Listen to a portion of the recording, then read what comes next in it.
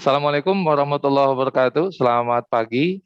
Waalaikumsalam Selamat warahmatullahi bergabung wabarakatuh. kembali calon peserta didik kelas 10 SMA Negeri 1 Tenjolaya di kegiatan pengenalan lingkungan sekolah dengan tema membangun karakter dan potensi diri melalui pengenalan lingkungan sekolah di masa pandemi. Kali ini tema kita yaitu sadar hukum atau keluarga sadar hukum dan hak asasi manusia. Sudah berada bersama kita narasumber kita, Bapak Sunarto SSI MPVIS ya Pak? Ya, betul. Ya, Bapak Sunarto SSI MPVIS.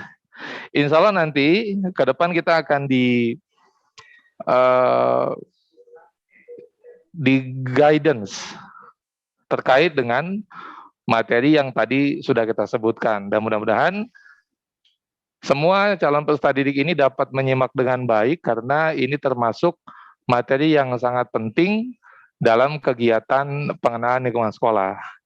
Oleh karena itu, dengan segala hormat kepada pemateri Bapak Sunarto SSI MPVIS, kami persilakan.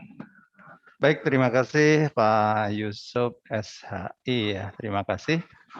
Selamat pagi anak-anakku siswa SMA Negeri 1 Tenjolaya kelas 10 ya. Selamat bergabung di SMA Negeri 1 Tenjolaya. Selamat mengikuti program pengenalan lingkungan sekolah tahun 2021. Kesadaran hukum dan HAM tentunya itu akan menjadi sesuatu materi yang wajib diberikan dalam masa pengenalan lingkungan sekolah. Kenapa? Itu adalah program yang diinisiasi oleh Kementerian Hukum dan HAM dengan stakeholder, baik itu pemerintah provinsi, terus dinas pendidikan dan sebagainya. Tentu implementasinya itu adalah memberikan kesadaran hukum pada siswa didik baru, sehingga siswa-siswa tersebut akan bisa nantinya menjadi agen-agen yang bisa memberikan pemahaman hukum pada masyarakat, khususnya pada keluarganya. Makanya di situ ada hukum pada dasarnya merupakan aturan yang mengatur setiap kehidupan manusia. Itu tentunya di sananya ada punishment, ada reward dan sebagainya. Sehingga itu yang membedakan antara manusia dengan hewan. Kalau hewan nanti hukumnya hukum alam. Siapa yang kuat, dia akan menang, kan gitu. Hukum rimba ya Pak ya. Nah, kan gitu. Tapi kalau kita bicara tentang hukum, tentunya kita bicaranya ada dua hal. Ada hukum positif dan hukum yang tidak tertulis, kan gitu. Kalau hukum positif tentunya nanti tiap negara, tiap state itu punya aturan sendiri-sendiri. Kalau itu hukum tidak tertulis, tentunya kita tahu di situ ada adat istiadat dan sebagainya yang merupakan kearifan lokal dan sebagainya. Nah, di sini tentunya sebagai siswa baru kita harus tahu, harus paham. Nanti implementasinya apa sih? Kenapa pemerintah itu dengan Menteri Hukum dan HAM itu kenapa memasukkan materi kesadaran hukum dan HAM itu dalam pengenalan lingkungan sekolah? Tujuannya akhir-akhir ini khususnya semenjak ada perkembangan globalisasi, itu tentunya pembinaan hukum itu perlu diberikan sejak dini. Kenapa sejak dini? Kalau dulu tentunya yang mengambil jurusan hukum aja. Pada saat kita sudah lulus SMA, itu baru mendapatkan materi hukum bagi teman-teman yang ambil fakultas hukum dan sebagainya. Tapi sekarang tidak. Itu banyak sekali pemerintah provinsi sudah membentuk wadah-wadah, salah satunya adalah keluarga sadar hukum, di mana keluarga sadar hukum itu tentunya merupakan sekumpulan individu atau manusia yang punya kepentingan yang sama, untuk mengimplementasikan, untuk memahami arti pentingnya hukum terhadap kehidupan di suatu tempat dengan waktu tertentu.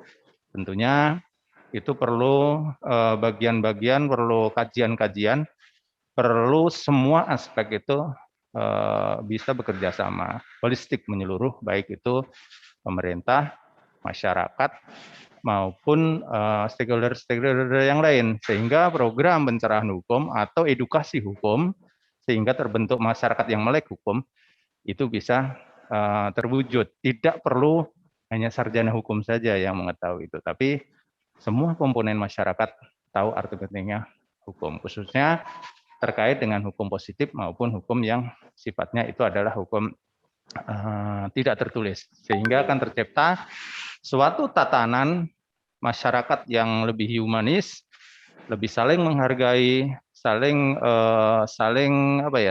tidak menyakitin, sehingga society-nya, masyarakat umum pada dasarnya, civil society-nya itu akan menjadi tatanan yang harmonis, menghindari chaos di sana sini, menghindari segala hal yang sifatnya itu adalah sifatnya itu adalah terjadi gesekan dan sebagainya. Khususnya sekarang, apalagi kalau kaitannya dengan tahun 2024 ada suksesi kepemimpinan Presiden Republik Indonesia, tentunya kita harus waspadai juga.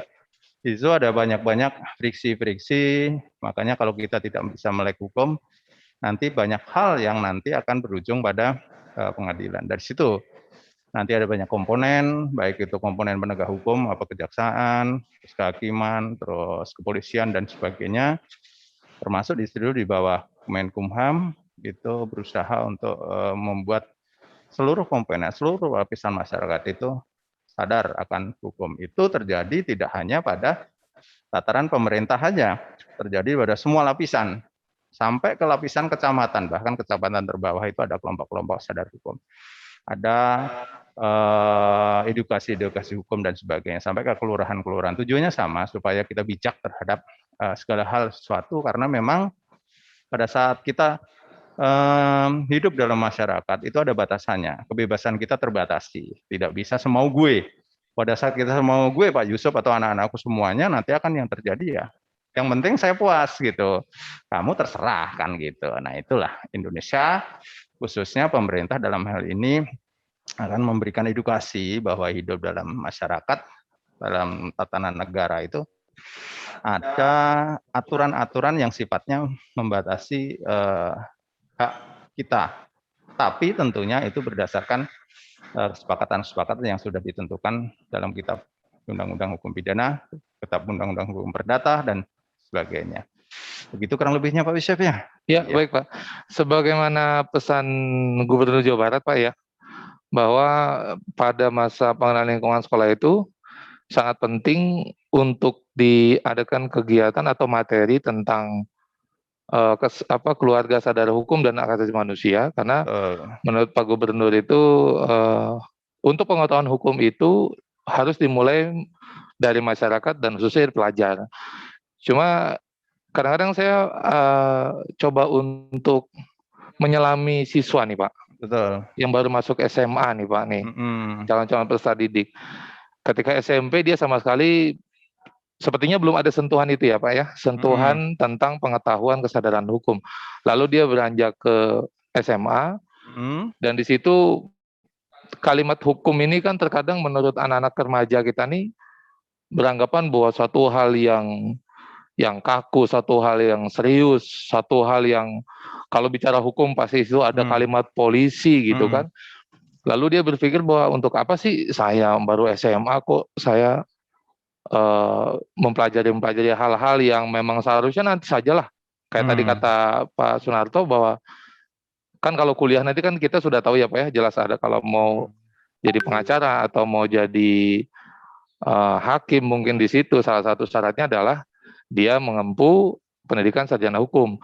Lalu pertanyaan yang tadi itu Pak, apa sih pentingnya nih Pak nih anak-anak SMA khususnya calon peserta didik ini mengetahui tentang kesadaran hukum dan hak asasi manusia itu tuh Pak, dibagi kehidupan mungkin di lingkungan sekolahnya mungkin gitu Pak. Oke, ya. Baik Pak Yusuf, ya anak-anakku semua ya peserta PLS, tentunya itu pertanyaan yang bagus sekali ya. Bagaimana pentingnya apa sih sebenarnya? Kenapa siswa SMA itu sudah harus dikenalkan dengan kesadaran hukum? Oh nanti pada saat kuliah ada itu jurusan hukum sendiri kan gitu. Nah, yang perlu kita pahami pada saat kita, kenapa pemerintah konsen, khususnya pemerintah Provinsi Jawa Barat kerjasama dengan Kementerian Hukum dan HAM untuk membuat gebrakan-gebrakan dengan salah satunya memberikan materi kesadaran hukum dan HAM di PLS dan sebagainya, dengan nanti kedepannya itu ada beberapa kegiatan-kegiatan yang diinisiasi Kemenkumham dan pemerintah provinsi, salah satunya adalah duta hukum dan sebagainya. Itu tujuannya adalah mengenalkan sejak awal. Pertama, pada saat kita sudah memahami hukum, jadi begini, jangan sampai kita berbicara hukum itu berbicara sesuatu yang terlalu tinggi. Hukum itu kan tatanan. Tatanan bagaimana kita berperilaku sosial terhadap lingkungan kita sesuai aturan yang berlaku. Pada saat misalnya kita memasukin lingkungan SMA Negeri 1 Tenjolaya, tentunya juga ada aturan-aturan. Ada tata tertibnya yang berbeda dengan tata tertib di SMP dulu. Begitu juga yang berbeda dengan tata tertib di lingkungan masyarakat. Bagaimana masyarakat siswa baru itu minimal memahami tata tertib aturan yang ada di SMA Negeri 1 Tenjolaya, sehingga dia tidak akan melanggar aturan-aturan tersebut kalau sudah kita pemahaman hukum secara inklusif ya, secara di dalam saja, di dalam masyarakat SMA Negeri 1 Tenjolaya. Sehingga harapannya siswa itu akan lebih bisa mengikuti proses pembelajaran dengan sebaik-baiknya. Karena pada saat nanti misalnya melakukan hal-hal melanggar tata tertib atau hukum yang ada di SMA Negeri 1 Tenjolaya, tentunya nanti ada punishment dan sebagainya. Sampai ada hal-hal yang sifatnya merugikan siswa didik sendiri. Itu yang pertama. Yang kedua, terkait secara lebih luas lagi, pemahaman hukum terkait dengan era globalisasi, khususnya tahun 2000 ke sini ya, dengan banjirnya sosmed dan sosial media dan sebagainya, tentunya kita sebagai orang tua, sebagai guru dan sebagainya, siswa-siswaku, ya, terutama kita harus bijak dalam hal ini, bijak terkait dengan penggunaan sosial media. Kita sering sekali mendengar atau bahkan melihat atau bahkan baca di digital itu banyak sekali yang melakukan hujatan atau perbuatan-perbuatan yang sifatnya merugikan orang lain. Berawal dari hanya sekedar chat, WA, dan sebagainya. Itu mereka sampai pada ranah hukum.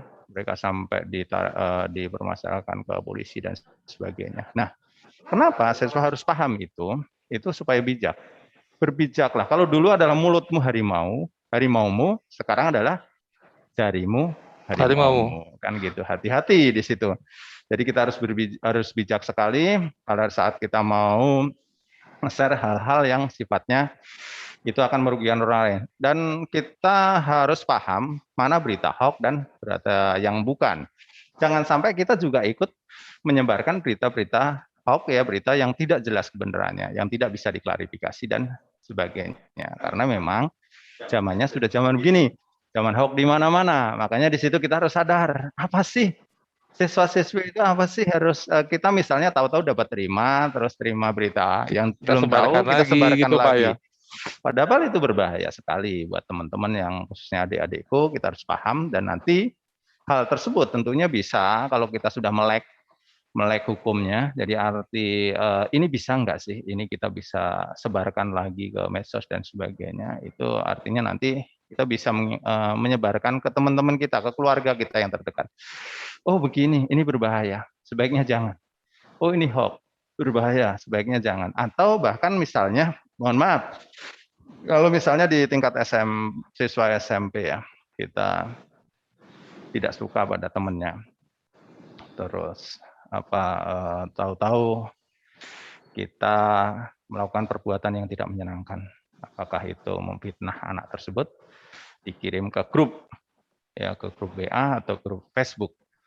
Itu sudah termasuk kejahatan IT, ya Kejahatan IT Pak kejahatan ya. IT, ya perbuatan tidak menyenangkan dan sebagainya. Bisa dituntut itu walaupun masih anak-anak SMA kan gitu. Jadi makanya kenapa kita harus bijak. Nah, itu fungsi tugas kita sebagai pendidik ya, sekolah, disitulah masuklah kenapa Kemenkumham dan Provinsi Jawa Barat itu perlu kesadaran masyarakat khususnya SMA, siswa SMA itu mereka sadar itu khususnya itu. Jangan sampai mereka melakukan hal-hal yang sifatnya konyol. Jangan sampai mereka melakukan hal yang sifatnya konyol. Itu khususnya. Apalagi kalau dalam skala yang lebih luas ya. Dalam skala yang lebih luas itu misalnya mereka ikut aliran tertentu atau ikut kelompok tertentu, mereka hanya sebagai dimanfaatkan untuk melakukan hal-hal yang sifatnya merugikan orang lain. Kasihan kan itu siswa didik kita, jangan sampai itu. Dan selain kaitannya dengan medsos dan sebagainya, kita juga perlu hati-hati anak-anakku semuanya itu terkait dengan misalnya bullying ya. Bullying ya Pak ya, Bullying ya. bullying. Ya, perbulian itu tidak hanya terjadi, kalau dulu kan terjadi di Fisik. bisa saja Atau sekarang itu ya antar siswa gitu. Kalau kita lihat di digital itu kan banyak sekali antar siswa bullying, terus body shaming atau perkataan-perkataan yang tidak menyenangkan, yang itu bisa dijerat ke ranah hukum. kerana Jadi hukum. perlu siswa-siswaku semuanya ya perlu dipahami hal-hal yang sifatnya itu tidak yang merugikan orang lain, tolong dibatasi. Baik itu secara fisik, ya bullying tadi, atau non fisik, verbal ya. Verbal. Ya, tolong dibatasin ya. Dengan kata-kata juga nggak boleh. Body shaming pun sebenarnya sekarang itu, kalau dulu body shaming itu tidak masuk ke dalam ranah hukum. Sekarang body shaming itu bisa masuk hukum. Jadi misalnya mengata-ngatain kamu gendut dan sebagainya, kan udah mau fisik dan sebagainya Fisik kan Pak, gitu. kekurangan fisik Pak ya, kekurangan fisik. Kan gitu. Kalau dulu kan kita tuh nganggapnya biasalah, bercanda biasa. Betul. Ternyata sekarang apabila yang dikatain dia jatuhnya Pak ya, yang dikatain tidak suka, maka itu bisa jadi masuk ke ranah hukum gitu Pak ya. Iya, kan luar gitu. biasa Pak, luar biasa. Kita hati-hati makanya ya. Okay. Ini Pak, terkait tentang hak asasi manusia nih Pak. Tadi kan kita sudah dijelaskan tentang kesadaran hukum yang dimulai sejak dini gitu, khususnya di PLS, masa PLS sekolah ini sudah mulai dikenalkan, yang nantinya mungkin akan lebih banyak lagi materinya nanti pada saat dia masuk ke kelas 10, mohon maaf, kelas 10 SMA. Di situ ada pelajaran PPKN, ada pelajaran sosiologi, yang ada juga kaitan-kaitan tentang ranah hukum. Nah, mungkin biar tidak gagal paham nih Pak, siswa-siswa atau calon siswa SMA Negeri 1 Tenjolaya ini, di sini ada kalimat kesadaran hukum dan hak asasi manusia. Mungkin yang sedikit saya tangkap pemahaman tentang hak asasi manusia, itu kita itu punya hak atau kita punya satu keinginan sendiri gitu Pak ya, untuk berbuat ini, untuk berbuat itu, dan itu kita bebas dengan adanya itu. Lalu kalau misalkan ada tadi tentang proses kesadaran hukum,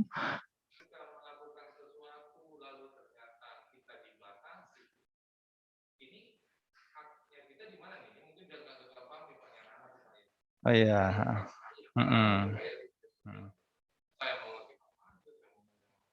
Saya kok handphone saya, kuota saya lah bahasa gitu Pak. Lalu kenapa ada pembatasan kalau kita nih punya hak gitu? Saya takutnya calon peserta didik kita nih sedikit gagal paham nih Pak. Mungkin bisa. Oke, ya baik ya.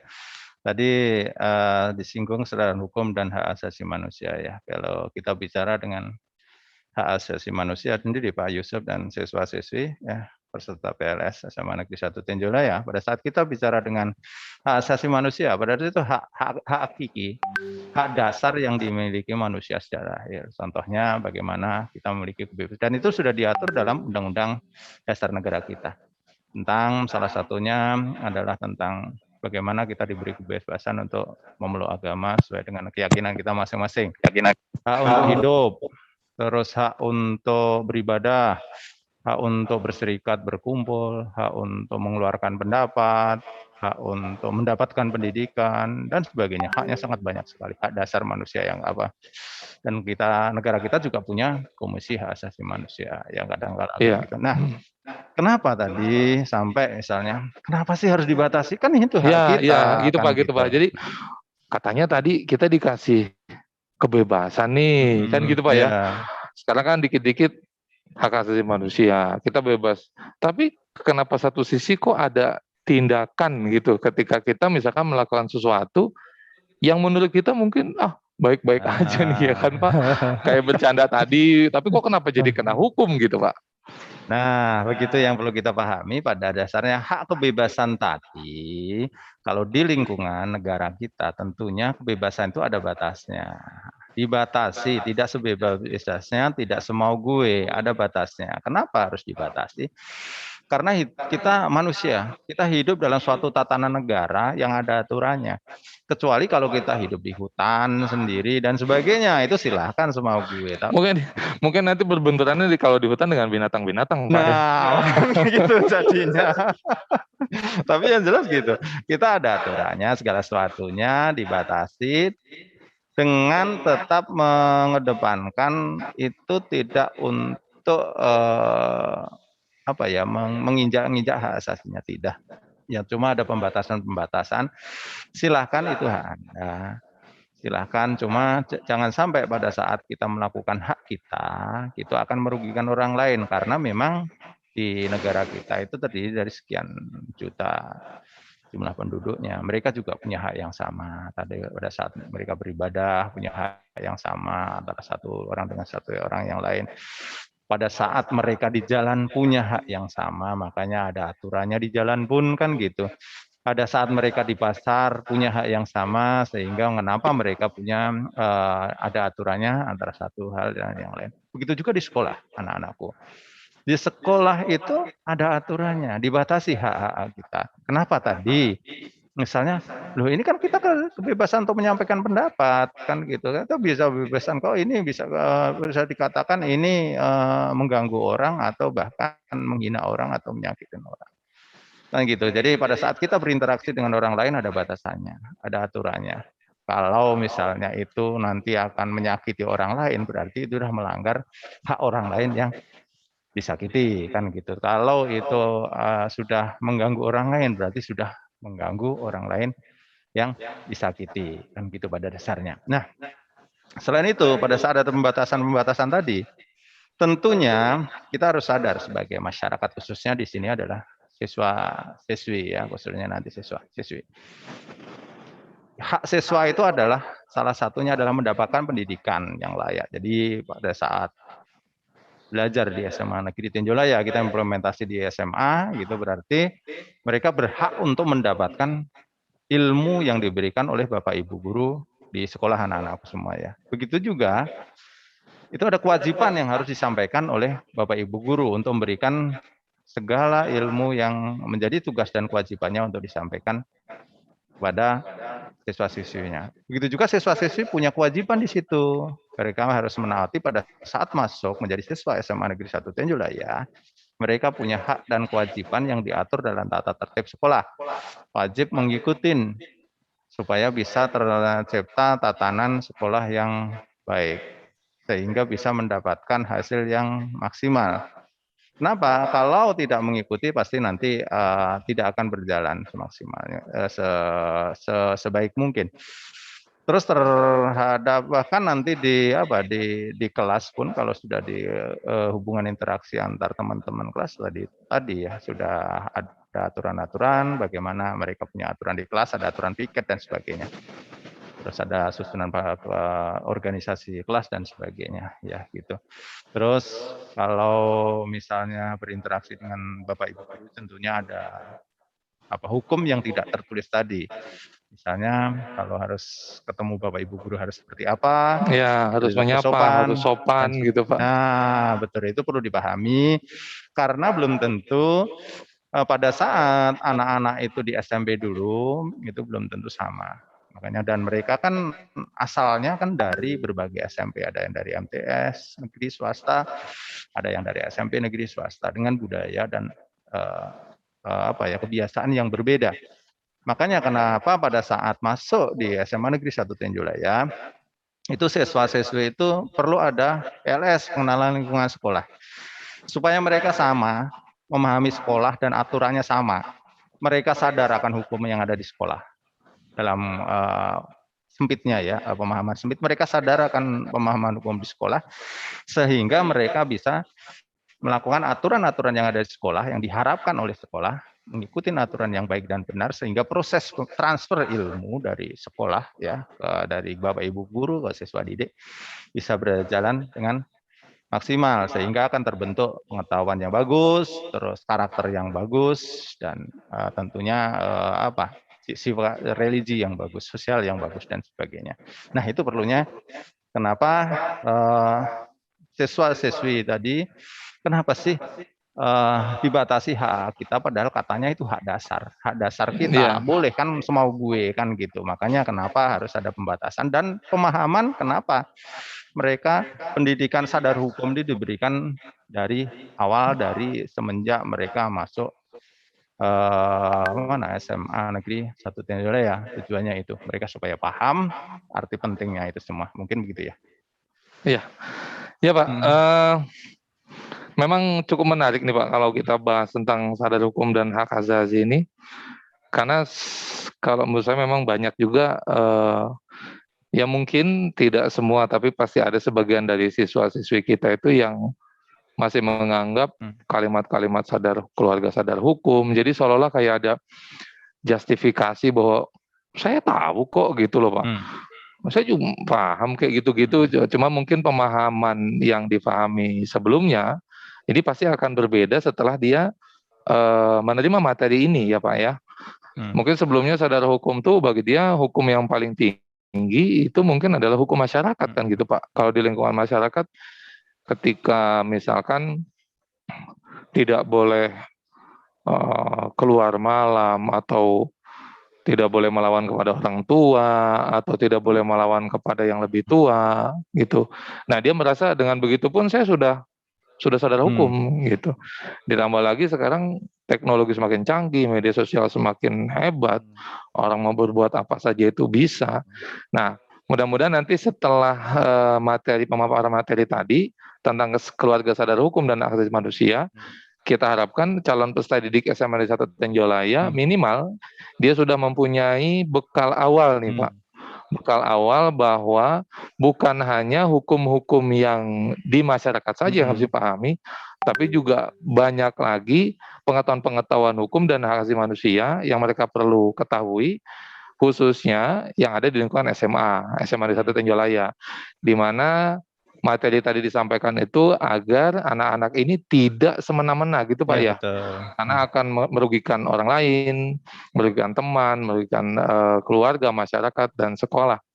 Sebagai penutup nih Pak, statement penutup Pak, mungkin apa yang Bapak bisa sampaikan nih, khususnya bagi calon peserta didik ini agar dia tidak bukan coba-coba Pak, jangan sampai lah gitu. Karena penasaran nih Pak, kan anak baca suka penasaran nih. Memang kalau saya posting ini, kalau saya ngetik ini di media sosial, apa sih efeknya nih gitu loh Pak. Kadang-kadang kan ada sifat-sifat manusia atau sifat remaja lah khususnya, yang dia pengen coba-coba dulu gitu, dan pengen tahu hasilnya seperti apa. Betul. Ini mungkin ada pesan-pesan sedikit Pak dari Bapak Sunarto, silakan Pak. Oke, baik siswa-siswaku peserta PLS 2021 SMA Negeri 1 Tinjolaya. Manfaatkan waktumu sebaik mungkin dan kreativitasmu sebaik mungkin. Sadarlah bahwa di samping dirimu itu ada individu lain yang perlu kalian hargai. Mereka punya hak-haknya dan mereka juga punya eksistensinya pengen dihargai. Jadi silahkan mengeksplor kemampuan kalian, mengimplementasikan kemampuan kalian sehebat mungkin, tapi tetap harus tahu bahwa ada individu lain yang mereka juga punya hak yang sama, ya. Jadi jangan sampai melakukan hal-hal yang sifatnya merugikan orang lain. Terus khususnya tetaplah berbuat santun pada orang tua, pada Bapak Ibu guru, taati peraturan yang ada, jangan sampai melakukan hal-hal yang tidak bagus. Dan kembali lagi terkait medsos, bijaklah menggunakan medsos, jangan sampai melakukan hal-hal yang sifatnya merugikan. Kalau dapat sesuatu yang hoax, klarifikasi dulu, cari yang benar. Kalau kira-kira itu hoax, jangan disebar. Itu aja mungkin Pak Yusuf. Terima kasih. Ya. Baik, terima kasih banyak Bapak Sunarto atas pemaparan materinya yang cukup detail Pak. cukup detail, dan memang kalau bicara hukum ini kita nggak bisa setengah-setengah Pak ya, nggak bisa setengah-setengah. Dan mudah-mudahan materi hari ini dapat diterima dengan baik oleh calon peserta didik SMA Negeri 1 Tenjolaya dan bisa difahami sehingga nanti kita bisa sesuai dengan apa yang tadi disampaikan oleh pemateri kita. Oleh karena itu, materi hari ini dicukupkan. Kurang lebihnya saya mohon maaf. Saya sebagai host Muhammad Yusuf dan pemateri kita hari ini Bapak Sunarto SSI MPVIS. Kami mohon undur diri ya Pak ya. Wabillahi taufiq wal hidayah. Wassalamualaikum warahmatullahi wabarakatuh. Waalaikumsalam warahmatullahi wabarakatuh.